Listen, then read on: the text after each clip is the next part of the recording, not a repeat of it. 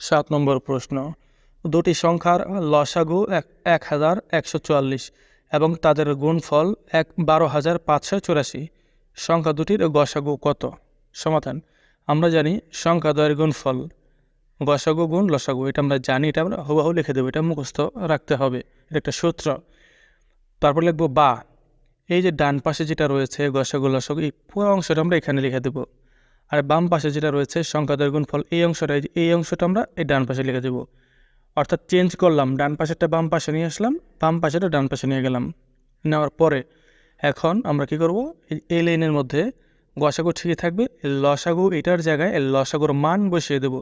এই যে লসাগু 1144, এটা আমরা লসাগুর এইটার জায়গায় আমরা মান বসিয়ে দিলাম।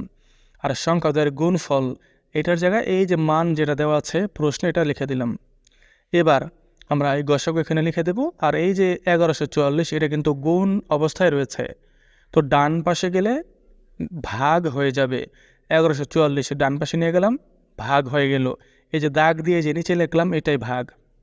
এবার কাগারি করব, 12,584 ভাগ 1,144, দুটো ভাগ দিলে হবে 11। সুতরাং গসাগু হবে 11, উত্তর 11। 8 নম্বর প্রশ্ন, দুটি সংখ্যার গুণফল 4,056। সংখ্যা দুটির লসাগু 26 হলে সংখ্যা দুটির গসাগু 26 হলে লসাগু কত? সমাধান।